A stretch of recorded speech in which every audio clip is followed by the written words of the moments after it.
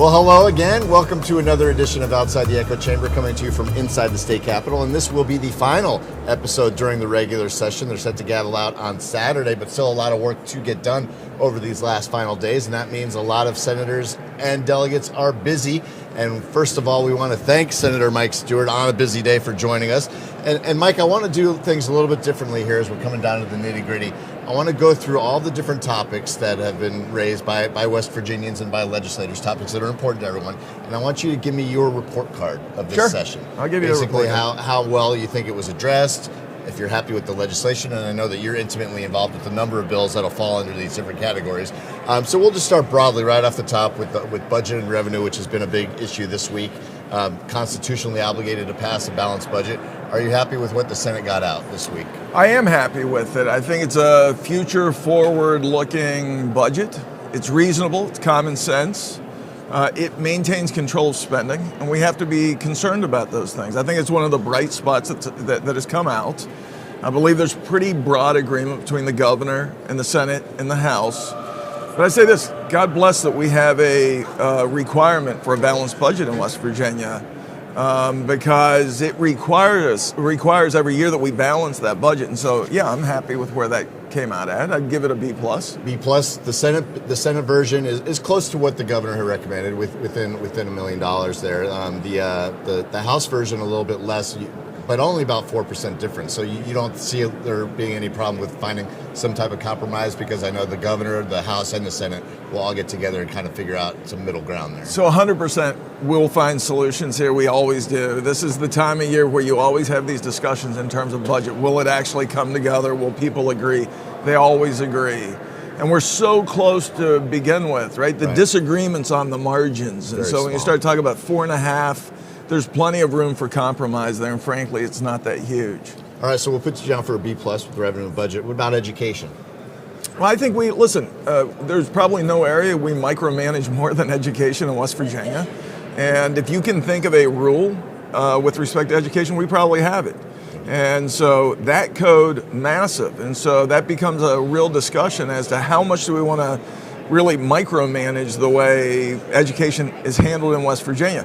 I give it an A this session. I think there's always a great focus on education in West Virginia. Senator Grady taking the forefront on Senator Grady's done a great job on those bills, but listen, it's so important. And so I think there have been a lot of good bills. Banning cell phones, I think, passes the Senate. I think it makes it to the governor's desk. I think it's a great bill.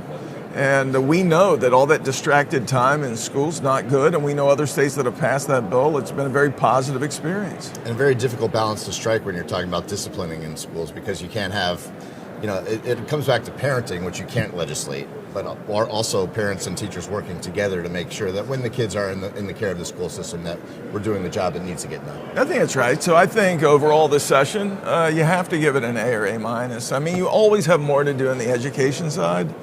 But I'm pretty satisfied. I mean, a great bulk of the bills we deal with are education bills. Now a topic that I know that you have a few bills that'll fall under this umbrella, health, and that could be wide-ranging. Not, when people say health, they think more like medical, but the drug problem is a health problem. Safety throughout different industries is a health problem. And I know that you're very passionate about a couple of bills that you're running that kind of have that to deal with. Well, I can say this, the entire child welfare front, I give it an F. We haven't done enough. And we've known in this state for a long time, we have a foster care crisis, we have a CPS crisis, we have an abuse and neglect in the court crisis. And what I've seen up here the entire time I've been here are a lot of people that say, tweak this, tweak that, tweak this over here. We've never gotten the roadmap to be able to fix it. No. We need a session where it's focused on child care and our child welfare system. It all has to be fixed. I've said this before, it's our solemn responsibility. It's a moral obligation for us to fix the system, and we're just not getting the focus on it. It's going to take more money. Yeah. And I get the fact that there are a lot of people who want to fix this little piece of it or that little piece of it, but that system has to work. And as we're sitting here having this discussion, there are kids in crisis in West Virginia, and I've always believed that people love to do a lot of talking up here. They don't love to do a lot of solving of these problems. We have the capability to solve this problem in West Virginia. We need to do it, and we need to be champions. We need to get the best child welfare system in the country. We can do it right here, but we've never spent the time or invested the energy or put the money where it needs to go in terms of fixing that whole system. We can do this, but everybody talks about it, but I've never seen real improvements there. And you bring up a great point that I think everyone, it's a bipartisan issue. I think both Republicans and Democrats and far right, far left, middle would all agree that it's something that needs to get fixed. It's something that has become a huge problem. But we keep saying that, right? It's got to be fixed. It's got to be fixed, but we never get to the point we're fixing it. That's what I'm getting to is, has it become such a big problem that it's almost like it's so cumbersome that it needs to be compartmentalized? As an example, I have a 10-year-old, I have an 8-year-old and a 5-year-old too, so it's a zero in my house. Getting them to clean a room is a lot easier when it's visibly easy to see what needs to get done. When it's a very, very messy room, sometimes they get overwhelmed. They're like, there's too much to do here, and they do nothing instead. Well, I say this, that room is not going to get cleaner if we don't get cleaning. You got to start. And so I called for, and it's just surprising to me how hard it is to get some of these common sense, I'm a common sense type of guy. Yeah. A common sense roadmap. Like, we need somebody to come in and dig into the system and give us the roadmap on how to fix it. Because what we hear from policymakers, well-intentioned, like they seriously believe that their tweak to the system is the tweak we need to fix it. I can tell you the system's so fundamentally broken right now. It's broken, right? There is no confidence that the system works. There are kids in crisis, kids in hotels. We're spending $70 million a year sending kids out of state for care. And so this system has got to be fixed, and it won't get fixed until we get serious about getting those solutions in place. And it means fixing all three of those: foster care system, CPS, and the court system. Has to be fixed. We can't fix one without fixing the others, or else we don't have a complete system. I want to give you a chance now to talk about a couple of bills that you are very passionate about. As we mentioned, the Safety Act for the high schools. Well, the Cohen-Craddock Student Athlete Safety Act, right? This would have revolutionized the way we look at student athlete safety in West Virginia.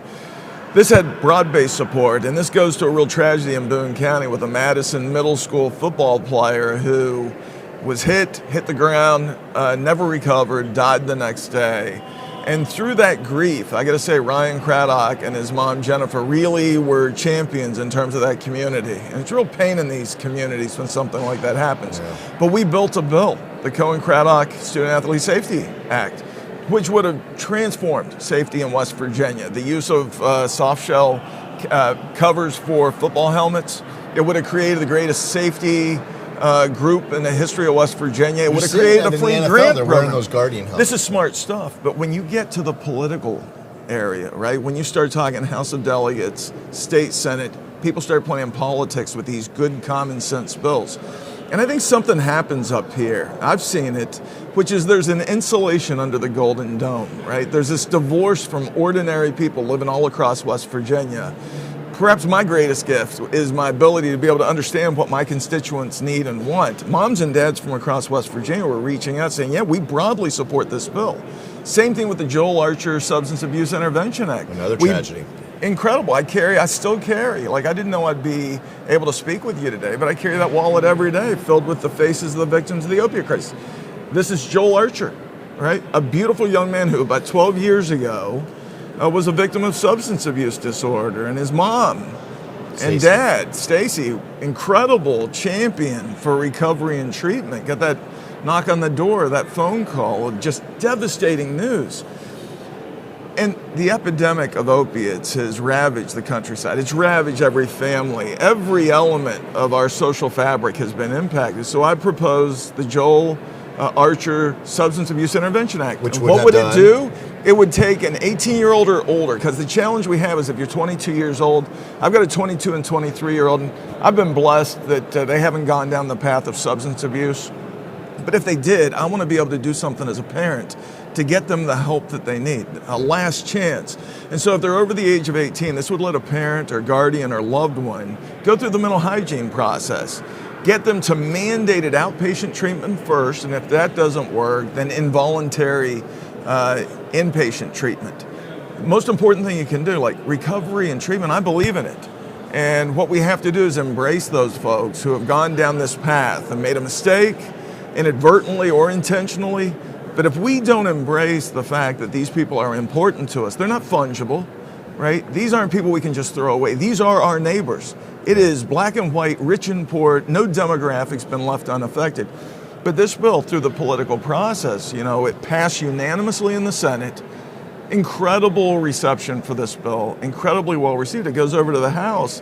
Not only does it get amended, it gets completely scrapped. My bill goes to nothing. And they replace it with a bill that means so little to people. And that's the tragedy of this political process. Now, I know we make it difficult to pass bills intentionally because you don't want these people coming up here every year passing thousands of new laws. You want to make it difficult. But something happens when it gets here and it gets distorted. And so, I've had some real disappointments this session. There have been some victories along the way.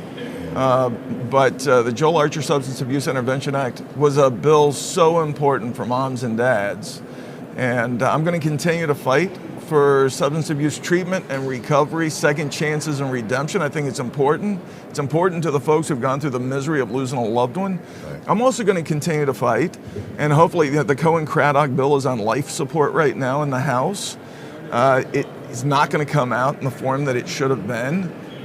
But there are competing influences here, and the special interests and the lobbyists, and everybody who wants to get their claws into a bill. Make it very difficult to pass. That's a good thing sometimes. Not always. It's not a good thing when you have really good common sense it's your bills. Bill that you want to keep. Well, but not only my bill, but these bills aren't, like what I'm proposing to you, my bills, I don't think you could categorize them as Republican or Democrat, right? Not liberal or conservative. These are bills that speak to needs here in West Virginia. They speak to a bipartisan group of moms and dads and parents, and that Cohen-Craddock bill would have transformed safety. It would have created a grant program for safety equipment all across West Virginia for every sport. Yeah. We want that type of thing. We'll see what happens with that. So we're going to put you down for an F for health.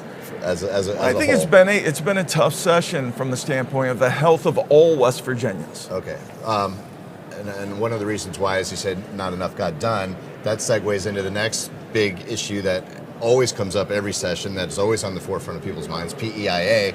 Seems like, once again, talked about it early and then nothing got done with that. What would you give addressing the PEIA issue during this session? I give it a C from the standpoint that, I believe PEIA is an important program. I depart from certain Republicans on this issue. I think that we cut a deal with folks who work in state government, our teachers, other people who rely on PEIA. What we said to them is, we may not pay you a comparable private sector salary, but in lieu of that, you're going to get these PEIA benefits from a healthcare standpoint. That's a big reason why a lot of people are attracted to the state jobs is because of those benefits. You choose that, right? You choose perhaps lesser salary for better benefits. That's always been the way it's done. Now, I hear from some folks who say, hey, no, we've got to privatize it.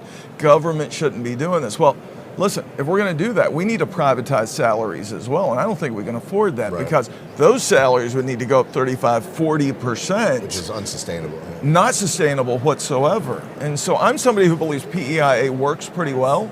It's becoming more expensive. It's still less than private sector health insurance. But this is something, as we move forward, there are real forces up here that want to privatize it. As we go through that process, it's important that everybody be fully engaged on that issue to make sure it's fair to everybody involved. Another big topic that people felt needed to be fixed was prison infrastructure, jobs for understaffed prisons throughout West Virginia. I know that there was money allocated to that in the budget to hire more DOC workers. What grade do you give that? Was that properly addressed, and are you happy with the legislation as it stands? So I can say that we have two competing forces there as well. You have people like me who are real law and order, right? You break the law, it's a felony, certainly a violent crime. You need to go to jail. And we ought not be basing our prison population based off our budget, right? Bad guys need to go to jail. Those folks who perhaps are nonviolent offenders, and we can try to reduce prison population that way, that doesn't in any way there's some wiggle room as well. Doesn't risk safety. Right. We can talk about those types of things, but I can say this, good economic development, build another prison. I've said this all the time, it's controversial, but my solution to prison overcrowding, build another prison. There's not a county in West Virginia that wouldn't bid for that project, and frankly in West Virginia this overcrowding has become a serious issue. I think that's a discussion we have to have, and we need to put the death penalty on the table. I had a bill, death penalty exclusively for folks who kill first responders in the line of duty. The polling on that bill, again, 75% and higher. We've seen 5 polls on this. The people of West Virginia overwhelmingly support that bill. Under this golden dome, you're not going to get the support for that. They believe it's so controversial we shouldn't debate it. You look at the polls; it's not controversial at all. The So people of where's West that Virginia support disconnect? it. I think some people say, like, don't drink the water at the Capitol. I Isn't don't that believe your job? that. You legislate to Yeah. what the people want. Well, we should, but when you start talking about some of the issues that we debate up here, they're issues that attract to the 10 or 15 or 20% of the population. I think we ought to be addressing issues that really fit most closely with 75% of the people of Which West tend Virginia. to skew more toward the middle. That's exactly right. And so I think we need to have broad-based discussions, but we also need to be focused on jobs. Jobs solve a lot of problems. Right. And we frankly haven't had enough bills up here this session that focus on job creation. Good job creation fixes the poverty issue, right? It fixes crime because people working commit fewer crimes. People working are less apt to go to prison. A lot of these problems get solved through good job creation. And we need to make sure there's always a strong focus on creating jobs in West Virginia. Here it's always been a challenge. We're always exponentially behind places like Ohio and Pennsylvania because they're just larger. Right. So when they make small tweaks, they're lapping us. We have to make big tweaks. We have to swing for the fences. And the infrastructure needs to improve too to attract these kinds of businesses. It does, and so I think we've made huge improvements over the past 10 years, but we're not close enough to where we need to be. And so, as I said, you can make small improvements. We keep making incremental steps in West Virginia. Incremental steps get us further behind every year because those states near us are just so large. They have so many resources. When they make a smaller tweak than us, that smaller incremental change, we get further behind. Okay, so you gave PEIAC. What about the prison system? I think the prison system, listen, I don't think it's as bad as people say. I think we have a good functioning working prison system. I give it a C again. I haven't seen any real focused legislation to be able to address those issues. You get into that debate up here where it's like, let them all out, we're spending too much, or lock them all up. The answer is not either of those. It is to sit down systematically and figure out the right balance. All of these are a balancing of the equities, right? Sure. You got to balance the equities. And what you end up in political office most often are people way over here or way over Fringes. there. You end up with fringes on both sides. And what you need is a good discussion where the people of West Virginia are at. And that is a big conglomeration of people primarily in the middle, but it goes out. Yeah. But they're not on the fringes, right? Most people in West Virginia want to know that you're focused on making their lives a little bit better, right? Focused on helping them raise their kids a little bit better. How much is it going to cost to make dinner tonight? Right. How do I pay to fix the roof? Yeah. Right. What can I do to try to deal with utility rates? We've done nothing from the standpoint of trying to deal with utility rates in West Virginia. We pay on a per capita basis a higher percentage of our income on utility bills than any other state in the country. It's not even close. And so Aunt Martha, who lives in Hamlin, and I'm just making up that name, she's tapped out. Right? So what you're saying is if Martha from Hamlin is listening right now, he's not talking about you specifically. No, I'm not talking about Martha and Hamlin. But I am saying, though, the people of West Virginia are tapped out on some of these bills. They can't afford any more. Okay. And so we have to figure out a way to deliver the services without requiring people to pay more. We talk about fringes. A topic that always gets the fringes fired up, an incendiary topic, is social issues. It seems like every session there are a couple things that pop up that make national headlines, that have people's eyes on West Virginia going, what are they doing there again? This year seemed to be a little bit more tame. There were some things that crept up that had people talking, but as a whole, what do you give a letter grade on social issues, the way they were addressed by both Republicans and Democrats? Yeah, so I give it an A. Listen, I think there's always going to be a focus on social issues. Many of us are elected, our constituents let us know quite often about social issues, and to a certain degree it's easier to fix a social issue or to address it than it is the economy, where it's a much more complex subject in terms of how you grow it, how you increase workforce. And so on the issue of social issues, I think there's always going to be a focus here. There's always going to be a number of bills on those issues. I'm a social conservative. I just think it's important that we provide a balance to those bills with respect to job creation. There's a proper balance there. I think we did a little better this year than we've done in some years. But we have to make sure we're focused on job creation while at the same time maintaining social conservative policies. And there's, we talk a lot about balance and striking that balance. And with an issue like this, a lot of the blowback you'll get from the other side is it's a solution begging for a problem, or why are you concerned about this when you should be concerned about the things that we talked about? What's the price of eggs right now? Are you wasting time talking about who's in what bathroom when we need to be worried about the economy and things that really matter day in and day out to people? Well, I tell you who cares about those things, moms and dads. And little girls playing sports don't want boys competing against them. And I think we've taken some common sense approaches on some of these issues. They're mirrored at the national level. And keep in mind, most West Virginians, they get local news, but they also watch national news. And so many of our politics have become nationalized to that extent. But I can tell you this, moms and dads, grandmas, grandpas, people who live all across West Virginia, they are concerned about these social issues. We're a conservative state. We will always be a conservative state. And I think they want to make sure that the social policies in place reflect that. And I think that's fair. Our policies across the board should reflect the will of the people of West Virginia. And I think we've done a good job at that. And the final one is kind of an abstract one. It has to do with basically motivation and work ethic and getting stuff done. I mean, that's why you guys are here for 2 months. And I know there's been a lot of talk throughout this session of people calling it a do-nothing session. A lot of people would disagree with that specific term for different reasons. So just overall, if you could, what grade do you give the session in terms of the work that was done and the work that could have been done and maybe was left on the table? Yeah, so what I'd say on this, I think it's a great question. So it is not do nothing. Like, people are working hard up here. I will say, even those I disagree with on policy, they are working hard. And there are so many bills that try to get across the finish line and just don't make it. Right. The challenge is, was there a focused effort on exactly what we were trying to accomplish? So before you get here is when a lot of the work needs to be done. You need to sit down ahead of time and say, these are the 5 or 6 principal goals we're trying to accomplish. And I think we need to do a better job in the future at trying to identify exactly what those are. Make sure we're all rowing in the same direction together. So what you'll see across the board, whether it's the House or the State Senate, a lot of bills all over the place, but not necessarily enough bills that rode together to what we're trying to get. So give me a grade.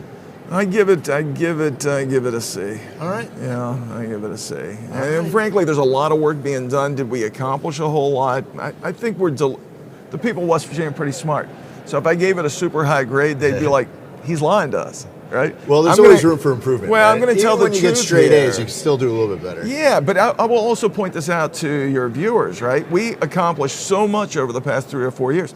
20% tax reductions, unheard of. Historic tax cuts. But what will that do to revenue? That's the other side of that coin. Well, we've seen record revenues in the past month, right? It was up $38 million, I believe was the number. And so I've always believed, and I think economic conservatives believe, if you cut the right taxes, you grow the economy, which grows your tax revenues. Grow the base. And so I think that's been the goal here. Try to get to that sweet spot where you have enough taxes to meet your responsibilities as a government, but not so many taxes that it suppresses growth. And so the goal here is to get to the sweet spot where we can grow our economy and provide for all those social net services that we have to provide for, and also be able to provide a hand up to people who need it. There are a lot of folks who struggle for a temporary period of time trying to get to the point that they get back to work. So they're productive citizens, they're able to pay taxes, go to the grocery store, go to restaurants, all that stuff that churns the economy. And so all of those pieces are really important for us. All right. Well, I know you got a busy day. You gavelled in early today. You're back. We did. You're back here in just a couple hours. So get to work and get things done. We appreciate your time. Senator Mike Stuart talking to us on Outside the Echo Chamber, and we'll be right back with more from inside the state capitol right after this. Are you ready to unlock a future filled with remarkable pay, unbeatable benefits, and unparalleled satisfaction? Imagine embarking on a journey that offers you a college-level education without the weight of debt, all while earning a steady income. Look no further than the West Virginia Building and Construction Trades Apprenticeship Programs. Join us, and together, let's build a future that's brighter and stronger. Go to actwv.org to apply today. The West Virginia Building and Construction Trades, where the future is forged. Welcome back inside the state capitol on this Outside the Echo Chamber as we continue our report card episode. Joining us now is House Minority Leader Sean Hornbuckle. We appreciate your time. I know you're busy today. Thank you, So Rick. we'll just run through the list of issues. I just want you to give me your candid assessment on what got done, what didn't get done, and then give me your letter grade, okay? So right off the top, we'll start broad. Yes, sir. Revenue and budget. I know it's a tricky grade because it's mandated. You have to come to an agreement. But your thoughts on what happened here? We didn't have any revenue enhancement investment measures. The only thing that could potentially be about jobs was maybe a microgrid bill, but we know that it's not going to produce the jobs that it was intended to do. So I would say, as far as the budget, the jury's still out. Right. It is only Thursday, but I would say right now it's in a posture of a C, probably. We're pretty close. I mean, the Senate's bill is pretty close to what the governor had asked for. Yes. The House bill about 4% less than that. There does seem to be a close enough difference where there will be a compromise on rather short terms. Absolutely. And one of the things is with inflation, right? And inflation is a thing. Doesn't matter who's in office. Typically in between 2 and 3%. That's how things go. But when we consistently cut our budget back, the people of West Virginia are not getting a pay raise, right? So we have to be very careful in what we're doing there. So I think there still needs to be a lot of work on the budget. Unfortunately, I think you might see us back at some point to take up a couple items. So. And that was one of the concerns from your colleague, John Williams. He said, yes. It's a relatively flat budget, and when you're doing that, well, with the cost of everything else going up, you're limiting the spending power. Absolutely, and we're making cuts across the board. We saw a lot of positions get eliminated. In a time when we need more jobs, we're actually taking jobs off the table. And so I think that's counterproductive to a healthy West Virginia. What about education? We didn't pay any attention to it. We just took up measures today to pre-fund the Hope voucher program. Right. We know going forward it's going to be upwards of $200 million that's going to be put into that. If not more. If not more. And every year, that is going to be a growing budget item. But on the flip side of that, we're decreasing the public education dollars. There's about 12 schools around the state that are in peril of having to shut down because of the exodus from the classrooms. What that also means, first and foremost, it's going to hurt children's education. But also, when you peel the layers back, when teachers are losing their jobs, that's an economy issue. That's less dollars to go around in the local economy for mom and pop stores and things of that nature. So it's not helpful. We also haven't paid attention to safe schools. Those are some things that we can really do, but all the money is going to the Hope voucher program right now, which, by the way, $22 million of that has left the state. Since when have we been in the business of backfilling schools' budgets in Ohio, Maryland, Pennsylvania, Kentucky, Virginia? I don't think we should. I don't think your hard-earned dollars should be going to schools across the border when we can't even satisfy our own. Is there a solution there? Yeah. For one, what you could do is stop the money, at least the bare minimum, right? We can get into the weeds of if you're for the Hope voucher program or not for it, but the least we can do is mandate that the dollars have to be used at schools inside of West Virginia. That's the very least we can do. I mean, to me, that makes common sense. I always operate from a common sense approach. We're not going to go too far right. We're not going to go too far left. We're going to look at issues for what they are.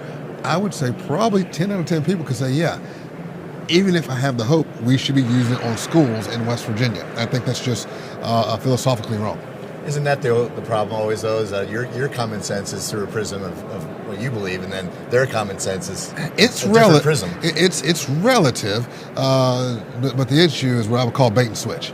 Right. Bait and switch. And so a lot of times what happens is people get elected, and then they start doing even wilder things than they said on the campaign trail. But I would say to you, Rick, if you asked 10 people on the street, I guarantee at least 8 of them would say, yes, my taxpayer dollars should at least go to schools in West Virginia. No matter if it's private or parochial or whatever the case may be, I'm for the hope, but yeah, it should be used on schools in West Virginia. I would guarantee you at least 8 people would say the dollars should stay here. So what's your letter grade? On what? Education.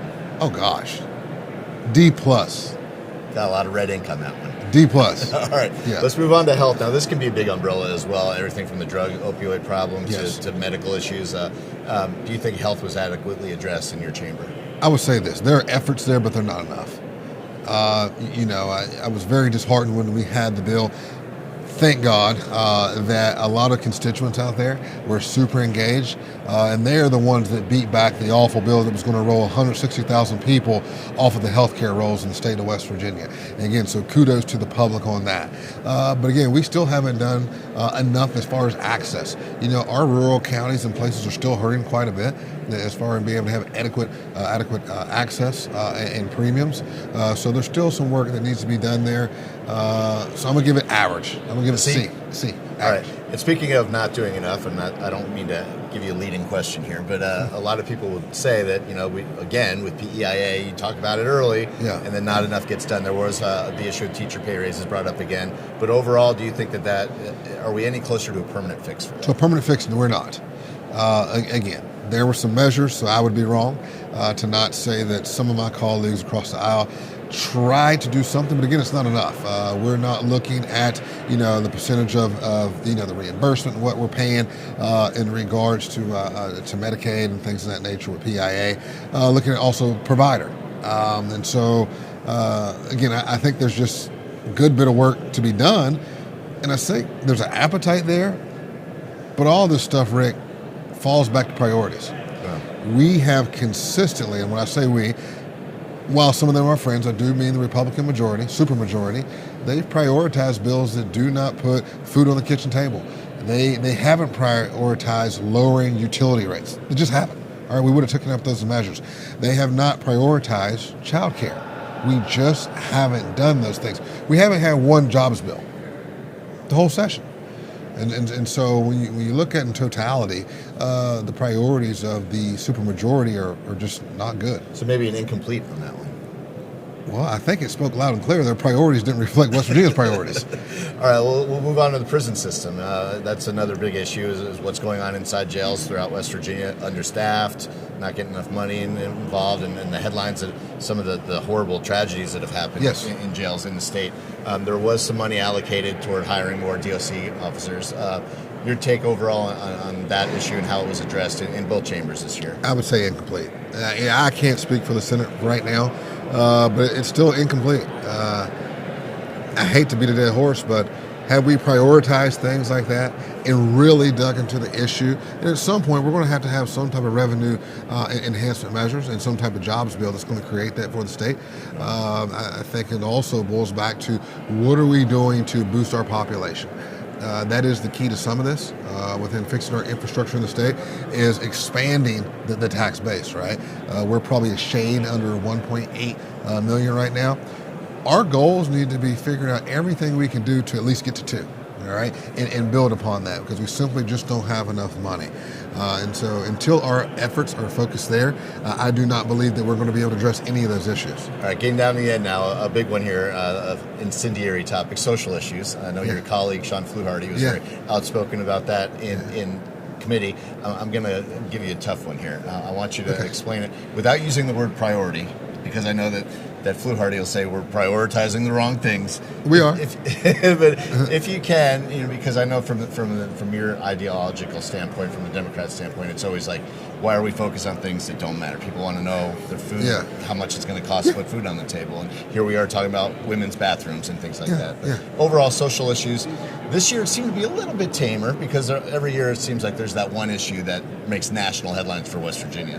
This year it seemed to be a little bit more tame. Am I incorrect in stating that? You're incorrect. I knew you were going there. Yeah, I mean, you're incorrect. I mean, again, what are we doing? We have a bill before us right now involving diversity, equity, and inclusion, right? Does nothing for us. It doesn't produce one job. As a matter of fact, it actually takes things off the table. It's put our universities in a tailspin, trying to figure out how they're going to keep some scholarship programs, some faculty and staff here that are providing a service to all of us as West Virginia. How are they going to keep those things afloat, right? So they've had to waste time, precious resources with their legal counsel and all those things to no avail for no reason, right? There's just so many bills that do not move the needle. They do not create one job that we are taking up and taking precious time. I mean, because we've taken up precious times, and those were babies of the governor, along with weakening childhood immunizations, which even on day 57, the Senate was still trying to get through, which is wild. When the people of West Virginia spoke against that, it hasn't done anything. It hasn't moved the needle. And I would submit to you, if they are such in arms to get these things through, those are landmark pieces of legislation. weakening childhood immunizations, DEI, okay? That's what they want to get done instead of producing a jobs bill. I mean, it just doesn't make sense. I mean, that's backwards, right? And so what we want to do as House Democrats, along with my Senate colleagues in the Democratic caucus, is we want to move forward together. That's what we have maintained from the jump, and we still want to do that. And it's just that simple. We're going to speak out when this extremism is controlling our state legislature, which if you ask most people back home, I guarantee it, over 60% would say that we need a balanced government. We need a balanced government where we have mature thoughts and reflection to get the best product for the state of West Virginia. We currently do not have that, and so I hope that people are paying attention at the standing on motorcycle bills. Today we debated quail. What are we doing? What are we doing? I don't know. Maybe you can enlighten me, Rick. I mean, when we had Flu Hardy on here a couple of weeks ago, we were talking about the motorcycle bill, and his famous vroom vroom on the floor about Evel Knievel and all that. And I mean, to me, it's like there's room for everything, right? There's time and place. But it goes back to priority. Time and place to get everything involved. And yeah, at the end of the day, I'm not sure how many people are getting around the dinner table saying, you know what we need? We need people to be able to stand up on their motorcycles. They're not.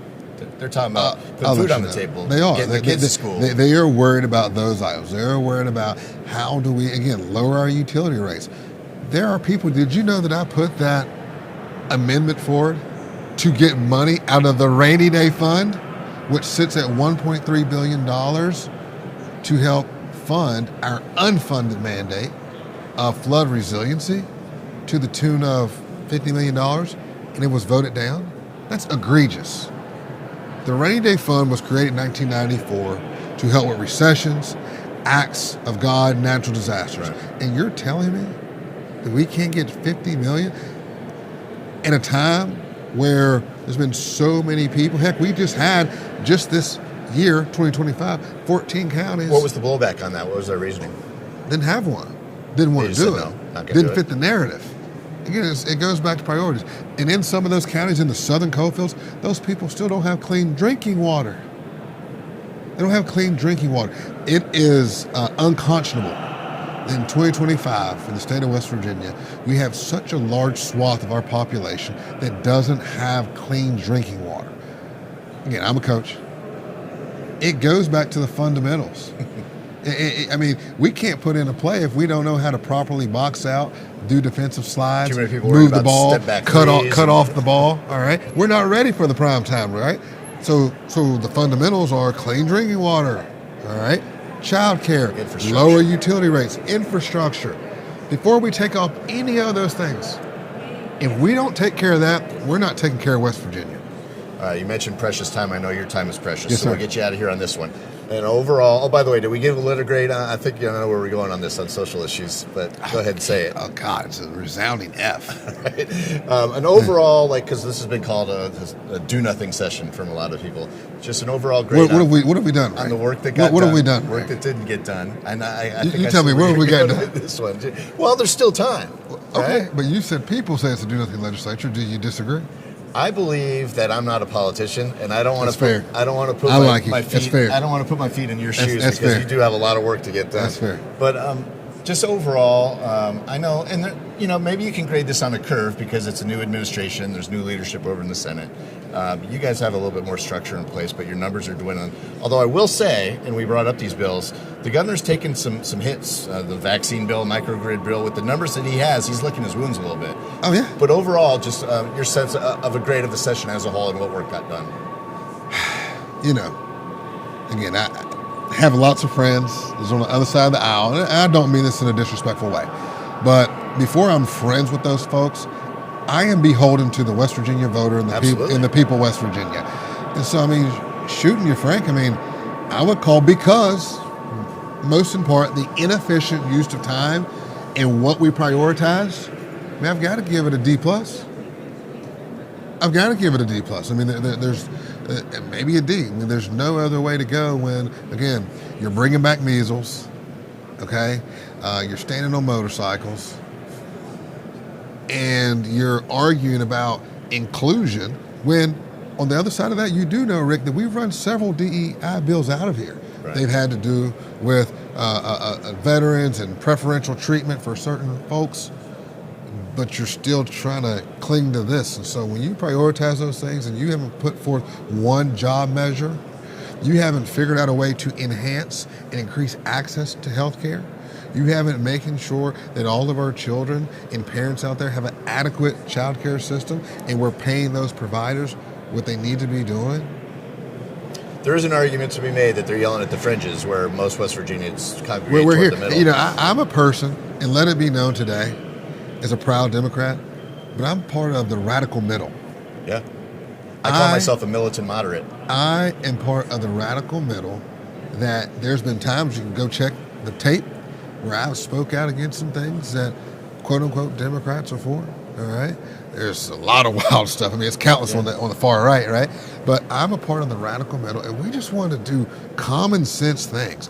And for whatever reason, this legislature is hell bent on appealing to the far right and extremism. They're not even listening to the middle. Is there a case to be made, though, that that's what got them elected?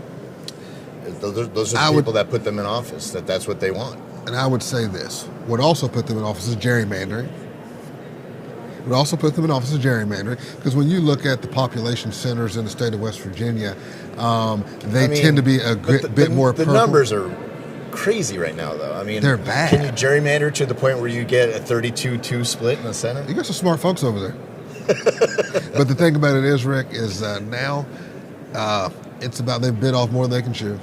If you talk to most reasonable folks, especially in leadership, they tell you they don't want 91. They don't, because they know they have a fringe part that has hijacked their party. And they have actually accelerated the pendulum that's swinging back towards the middle and towards the left. They've done that because of these crazy policies that they continuously set forth, again, which is very damaging to the health and welfare of the average West Virginia. And so we're fighting like hell to make sure the average West Virginia can have their day, and that's what we're going to do. All right, well, we've taken up enough of your time, made you late. I know that you're due back out on the floor, a busy day, and always a busy man. This is important, though, and I appreciate your time and your efforts. And always well-spoken, always getting work done. Sean Hornbuckle, Minority Leader in the House, thank you for your time, sir. And we'll be right back after this, because political analyst Stephen Allen Adams is going to give his report card from a different side of things, different perspective, when Outside the Echo Chamber continues. CJU is a great company to work for. We've been around for 78 years. We are an underground utility construction company all across the East Coast. We are rapidly growing, and we're seeing a huge growth in this market, a huge need for employees. We are always looking for those that are experienced, those that are trying to get their foot in the door. We have positions for everybody. We offer competitive pay. We offer competitive benefits. We take pride in having a family atmosphere at CJU's, and it's truly just a family company. Welcome back inside the state capitol. Okay, we're going to switch up our methodology a little bit. You heard from the legislators from their report cards, but of course that's filtered through their own prisms and can be partisan at times to match their ideology. Joining me now is someone with no ideology who always calls balls and strikes the way they should be. Stephen Allen Adams, our political analyst. You can catch his work on WVNews.com. Thanks again, Stephen, for joining us. Oh, thank you, Rick. And again, from their point of view, they're obviously going to look at things the way that they wanted them legislated and things that were more important to them. For you, I guess the best way to put it is, let's give the report card on how well it was addressed, regardless of whether Republican, Democrat. Just did they adequately address the issue, and are you happy or are you satisfied with the attempt, so to speak? We'll begin with I'll work you through the various topics. Sounds good. Right off the top, revenue and budget, obviously that's at the forefront right now. They're close enough where they'll likely come to a compromise relatively simply. Do you think that they addressed that adequately? Do you think that they got to work the way they needed to? Yeah, well, I think you got a situation where it's the first-time governor. He presented a budget, balanced budget. I think you've got a situation where the House and the Senate are used to doing things the way they've been doing it the last several years as far as the budget goes, and how they're used to crafting a budget. To the extent that, remember, when this session started, we were told that there'd be a $400 million hole. In fact, they don't even really couch it in that language anymore. In the next fiscal year. Gap, however you want they kept changing the language on it. Now their budgets all deal with that. So it's a balanced budget. We don't have that situation going forward. some in the legislature, particularly House Finance Committee Chairman Vernon Criss, never believed in that $400 million hole to begin with. So they have pushed forward a budget, and of course, as we talk here on Thursday, there's going to be, I think, the compromise version of the budget. Senate passed their version yesterday. Theirs was more in line with what the governor had Pretty closer to recommended. the governor. So what you're going to see, I think, get presented in the House is something that is a good compromise between both. It's going to be a little bit more than the House's version. It's going to come up a little bit. It's going to be less than the version that the governor presented, and also less than the Senate presented. But I think it's going to be a good compromise. You're not going to see much of a fight on the budget, which is good. Yeah. And it's the one thing they have to do. It's constitutionally required to have a balanced budget, obviously. So that's going to be the least contentious thing I think we see as we go to the end of the session. One of the concerns from Delegate John Williams was that we've been operating lately on a flat budget, and that doesn't really reflect reality of rising costs. And obviously, if you keep one the same and the other goes up, then that reduces the spending dollar. Yeah. Dirty secret is we call it a flat budget just because it stays relatively the same. But even if you've looked at it over the last several years, it does go up by maybe 3% every year, 5% every year. It doesn't truly stay flat. And the governor and his finance team, revenue team, will tell you that they're not entirely sure any of Governor Justice's budgets were truly ever flat. Of course, they put a decent amount, the legislature does, in what they call the surplus section of the budget that gets paid out pretty much as soon as the fiscal year starts if there's available surplus money from the previous fiscal year. So under that logic, in their minds, it's not a flat budget. So John's not wrong, but also there are issues that keep going up in costs. There was a big fight on the floor today, in fact, with the Hope Scholarship, the educational voucher program for right now for homeschool, well, public school students thinking about going into homeschool or private. Here in a couple years or the next year and a half, it's going to be made available to every student in the state. Yeah. It's going to and triple in that's a tough cost. number to guess about, right? Yeah, so there was a big fight, actually. I wasn't expecting that among the Republicans, but talking about how we continue to fund this program. So you're going to see some things like that in the future, but not so much this session. And tough to put a letter grade on it because it's mandated. They have to address it. They have to Right. get it done. So, but overall, with the lack of really contentious issues surrounding that over the last week, what would you give it as a letter grade? I'd give it a B. I mean, again, it's everybody's first time. I thought there might be a fight with the budget, considering the Morrissey administration has kind of fought with lawmakers on other things. But I get the sense from everybody involved, if they come out of it with a balanced budget that does what it's supposed to do and at least funds everything at current levels, I think everyone's going to walk away from that as a win. All right, let's move on to education. I know Senator Grady had been at the forefront of a lot of bills dealing with things like discipline in schools. There was another bill about getting rid of cell phones. Education can be a big umbrella. Do you feel like that topic was properly addressed this year during session? Well, certainly as far as what they wanted to do with disciplinary issues. That was a bill that died in the very wee hours of session last year, 2024. A lot of heartburn, a lot of hurt feelings over that one between the House and Senate Education Committees. They were able to come pretty early on to some agreements on what they wanted to see in a bill this year, and they worked out some of those disagreements early on. And now that bill, as far as I know, is still pending signage by the governor, but I think he'll sign it, and I think everyone seems to be really happy with that. I'd give that an A. I mean, the fact that they were able to come together and do that, it's baby steps, and it's not about kicking, violent kids out of school. It is actually about trying to get them in front of some mental health supports and help and trying to address some of these behaviors before you're just getting to the point where you have to remove them from school, because sometimes that school is the only safe place for those kids. So I think they go in the right direction in that way. And it's a very challenging issue because you can't legislate parenting. Well, that's always the problem. Now, if you talk about actual educational attainment issues or whatnot, I felt like that kind of got left by the wayside this session. I didn't see a whole bunch of that. The cell phone bill can be helpful to an extent. That's one of the governor's bills. I think there's some data out there that says it could be helpful. It might not be as helpful as some people say. But as far as educational attainment, I feel like that kind of got dropped. Let's talk about health now. We're going to cheat a little bit because we're going to broaden this even more, because health, a lot of people think about like medical issues, but health can also be like child safety. So we can lump in like child care and foster care systems into this. I know a lot of people have always said that foster care is a huge issue in West Virginia and needs to be addressed.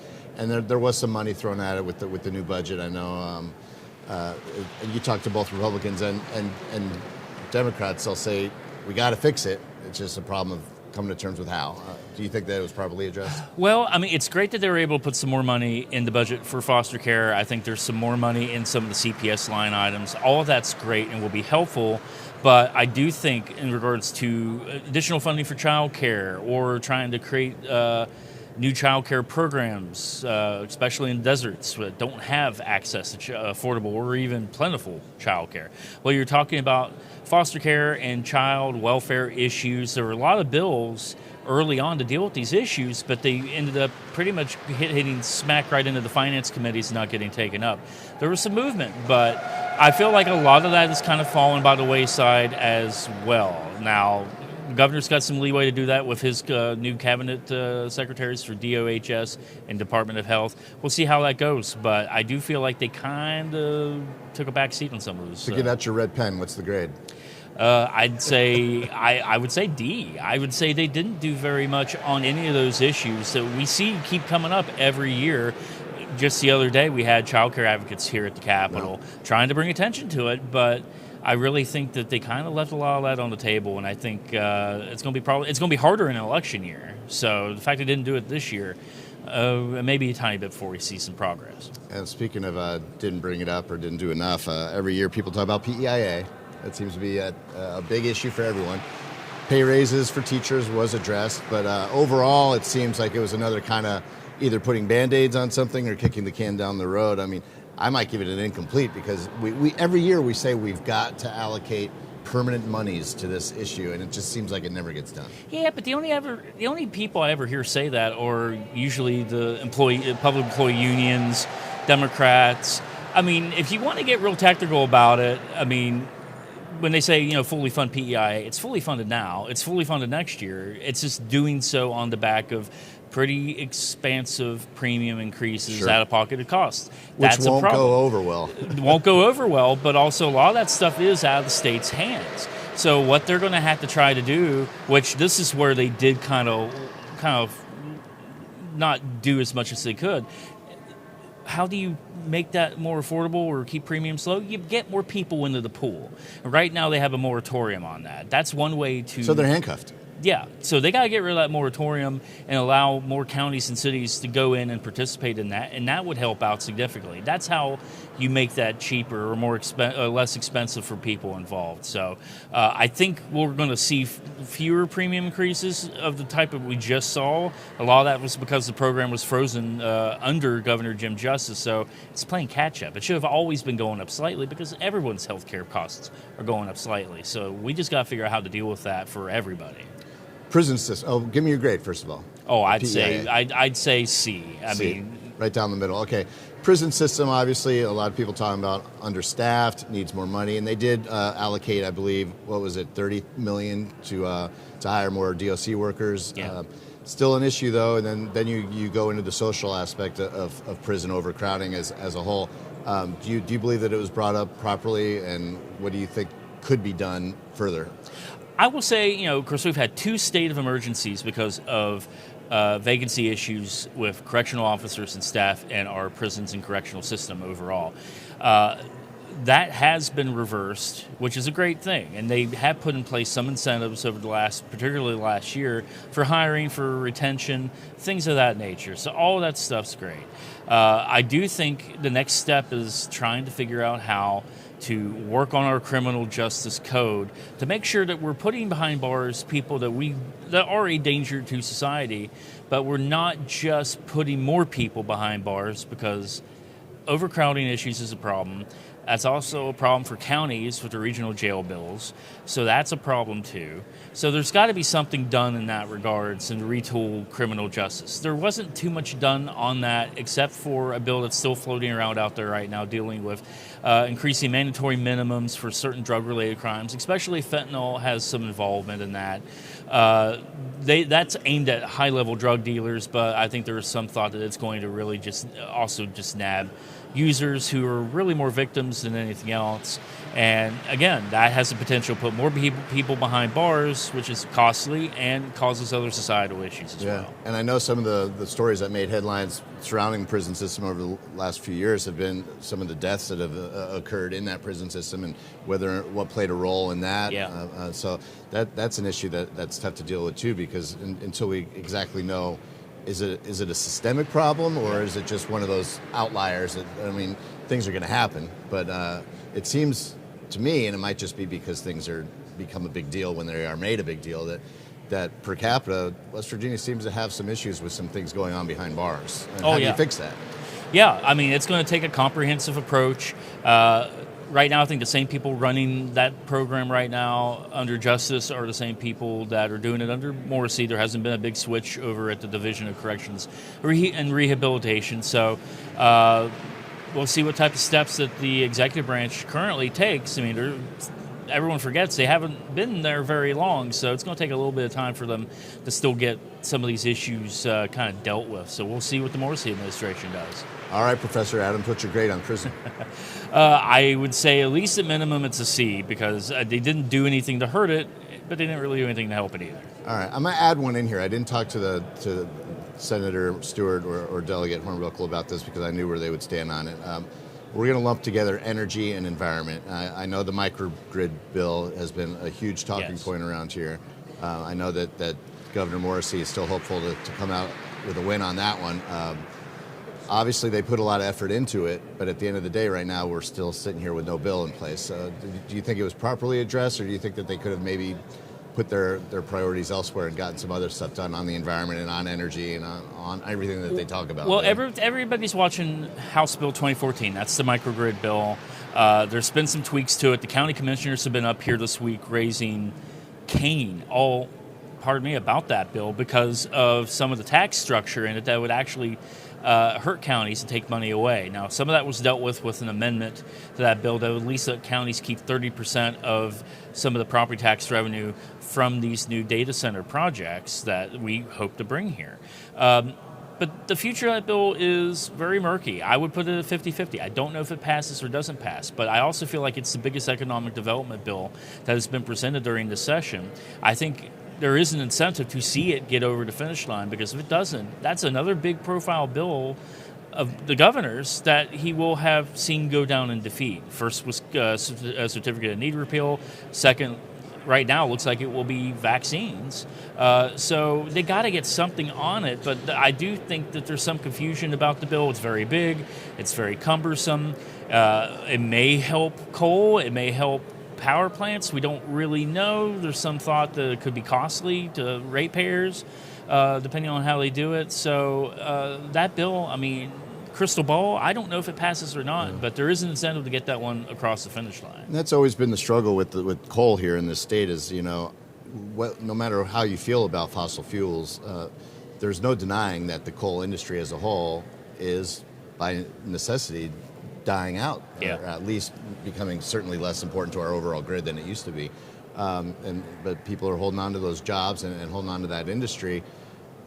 And so it's tough to legislate things that can tell people, okay, we still need coal, because if you look at it neutrally, I mean, if you just eliminate coal, you're gonna tap out the grid right now. I mean, maybe down the road that's something that's feasible. Right now it's not feasible to just eliminate it. So how do you strike that balance? I don't know that you can. I know nobody wants to hear that's rooting for coal, but I mean, you can blame the previous Obama administration. They always called, the war on coal, but you can also blame the natural gas industry and fracking and Marcellus Shale and everything. It's more easy to get natural gas out than it's ever been. We can pipe it to more places. And right now, 40% of our electricity in this country is generated by natural gas, which is what coal used to do, but it doesn't do that anymore. The plants are getting older. They're getting harder to maintain. They're definitely not as clean as what they might have been at one point with the scrubbers and things like that. So they're already having struggles. And, even metallurgical coal, I mean, look at what Nucor's doing. They can do this with electric arc furnaces now. Coal is going to become less and less useful to the country, and we really, Republican and Democrats, we gotta be open to talking about that issue. It's Come not together, a partisan right? issue. Find a compromise. And, Yeah. and the state is chock full of natural resources, and there's nothing stopping us from getting on board with things like solar or wind or being Right. a diverse energy portfolio. It seems to me, and maybe I'm talking out of line here, that there's got to be a solution there somewhere to make everyone happy. Shouldn't there be? There should be, but I mean, we got to talk about what this means and how we help, particularly our areas that are really most affected by it, southern West Virginia and even parts of northern West Virginia. As I have to remind people, the largest coal producer in the state's not a southern West Virginia county; it's Marshall County, West Virginia. So this affects not just the southern coal fields; it affects the entire state. So we got to figure out how we transition from that, and that's not a term that the Coal Association likes to hear, but it's something that has to be really thought about right now. And maybe President Trump's executive orders from the other day make a difference. We know that coal didn't pick up during his first term, and actually during the Biden administration, we were a net exporter of energy, particularly liquid natural gas, even our coal. Wow. It's going overseas. So we just got to be more thoughtful about how we're thinking about these issues. Some environmental bills that activists will say will strip the guardrails and safety guardrails in place for our water and things of that nature. That's always going to be brought up, and that it's good to have those checks and balances to make sure everyone stays honest. But overall, energy and environment, what's your grade? Oh boy, I would have to say probably C to D minus, because I mean, again, you got more issues coming through to try to, and I get it from the perspective of manufacturing organizations out there that don't believe that they are providing more pollution as far as water goes. They're talking about trying to be allowed to do a little more pollution in regards to areas that aren't used for drinking water and things like that. So in their minds, they don't think they're contributing to the problem. So I get their side of it, but it's always going to be hard to sell to people that way, because it's always just going to have a bad look. And if 2014 is always going to be in the back of everyone's mind. Let's go back to that. The above ground storage tank bill. There's always bills every year to try to tweak that further to limit what tanks are provided or in that particular zone. Right now, that bill just got parked on the House's inactive calendar. Now, that might be a time management thing, but also there may be some consternation among members, and there may not be support for it, so that might be why it's sitting on inactive right now. Could it come back by Saturday? Maybe, but that's another one that, again, just has a bad look to it. Even if really what you're proposing may not really do any harm, people have long memories, especially about 2014.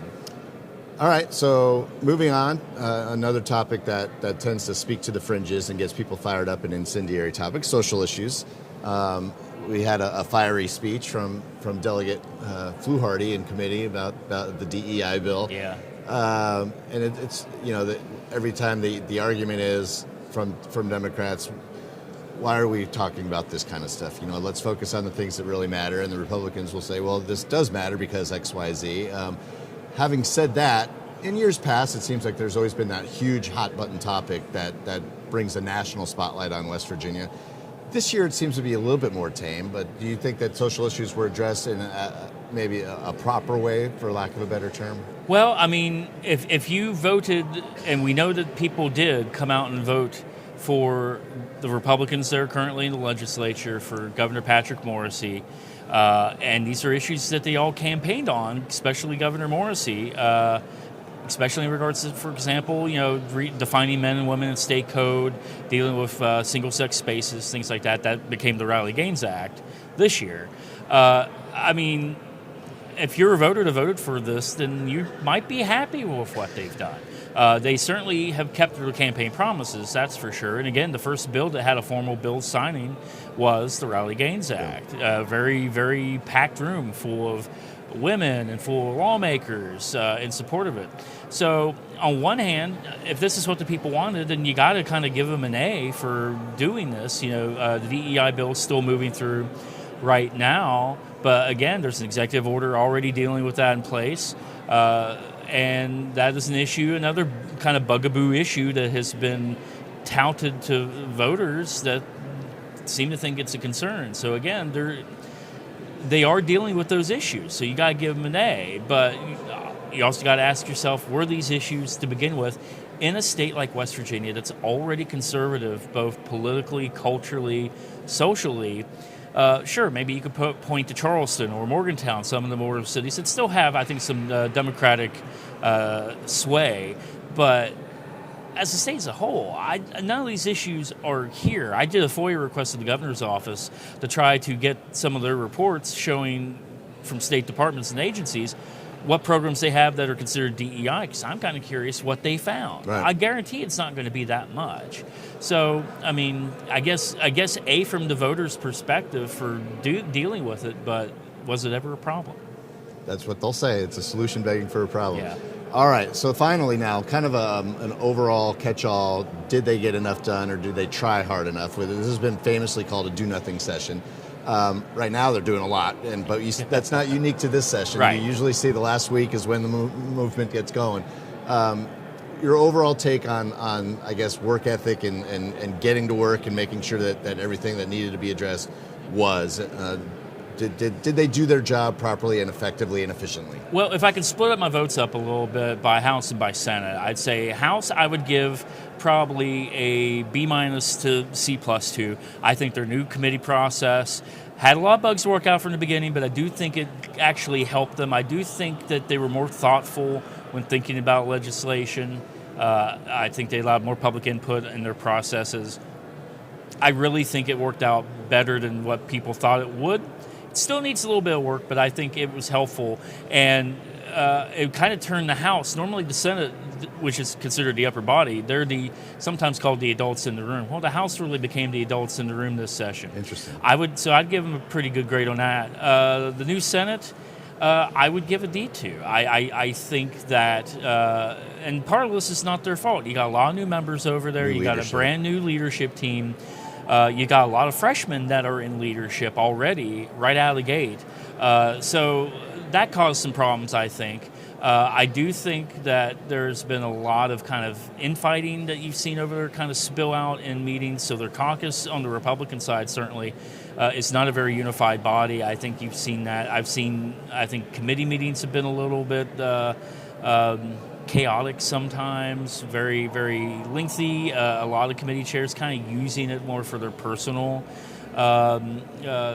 missions that they want to see done versus trying to do the will of the committee and the will of the body. I think that has caused some problems where I think you're already seeing it now between the House and the Senate where some bills are already being held hostage. I think you're seeing some bills amended. Senate tried the Christmas tree or fat possum several bills, including to put like immunization vaccine exemptions back into one bill. Now that's being stripped out already as we speak, but there were attempts to do all that. So I think the Senate's got a lot of work to do, and maybe they can practice between now and next year and work on some of those issues. But I think the Senate had the worst session of the two bodies. Well, I appreciate that you don't grade on a curve. Stephen Allen Adams, thank you for your time, sir. As always, great stuff. One of the best in the business. You can catch his work on wvnews.com. And we want to thank our other guests today as well, House Minority Leader Sean Hornbuckle and Senator Mike Stuart. And again, thanks to you for tuning in. And by the way, this will be our final Outside the Echo Chamber until after they're called back, if they're called back, which they probably will be for special session. But the best way to know when the newest episode of Outside the Echo Chamber drops is to like and subscribe so that you'll get notified when the newest edition is out. We want to thank everyone again for all their hard work this whole session. And we can't do this without you. So thanks for tuning in. We appreciate your support as well. So until next time, I'm Rick Lord. Take care.